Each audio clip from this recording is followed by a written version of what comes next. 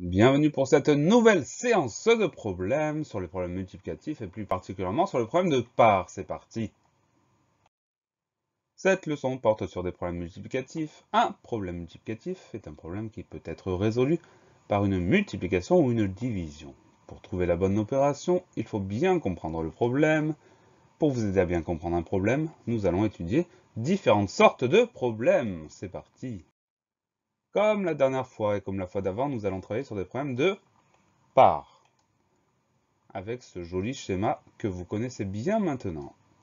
Dans ces problèmes, une collection est partagée en parts égales.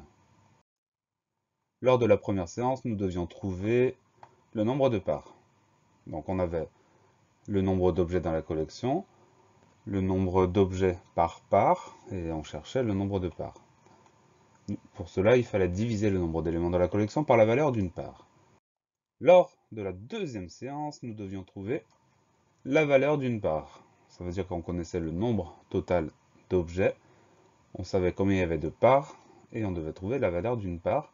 Pour cela, nous devions diviser le nombre d'éléments de la collection par le nombre de parts. Voici donc les deux sortes de problèmes de parts. Problème A, on cherche le nombre de parts, ce qui correspond à ce schéma-là avec le point d'interrogation tout en haut. Deuxième sorte de problème de part, on cherche la valeur d'une part, ce qui correspond au problème B et au schéma B, avec le point d'interrogation dans la case du milieu. Vérifions si tout est bien compris. Pour chaque problème, vous devez dire s'il s'agit d'un problème du type A ou B. Puis, vous devez trouver quelle opération permettra de le résoudre. Allons-y. Le directeur d'une école partage 180 dictionnaires entre les 12 classes de son école. Combien de dictionnaires aura chaque classe? Donc, première question. Quel est le type de ce problème?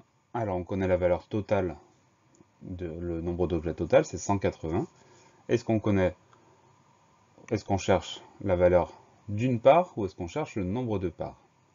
Là, dans ce problème, de toute évidence, on connaît le nombre de parts, puisqu'il y a 12 classes, donc on va chercher la valeur d'une part, c'est-à-dire qu'on va chercher que ça va être un problème de type B. Bien joué. Donc l'opération qu'on va devoir poser, c'est 180 divisé par 12.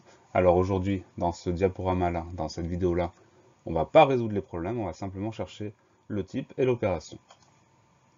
Autre problème. Au goûter, les enfants d'un centre aéré ont mangé 6 biscuits chacun. 234 biscuits ont été distribués. Combien d'enfants étaient présents? On connaît le nombre total de biscuits, c'est 234. Ensuite, qu'est-ce qu'on connaît d'autre? On sait que chaque enfant a mangé 6 biscuits, ça veut dire qu'on connaît la valeur d'une part. Donc on va chercher le nombre de parts. Donc ça va être un problème de type A.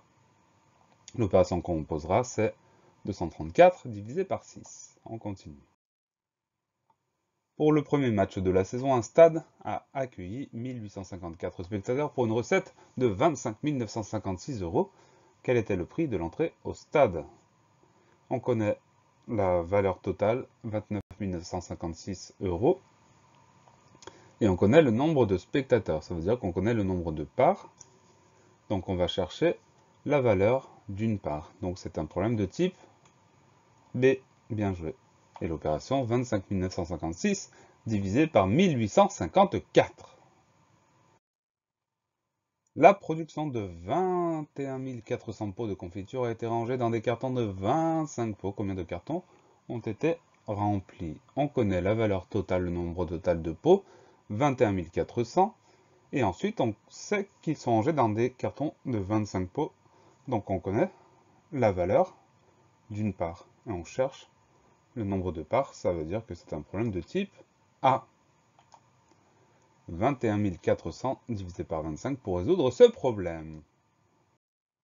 Maintenant, c'est à vous de jouer. Pour chaque problème de votre feuille, vous devrez d'abord déterminer s'il est de type A ou B, puis ensuite vous allez le résoudre. Allez, au travail!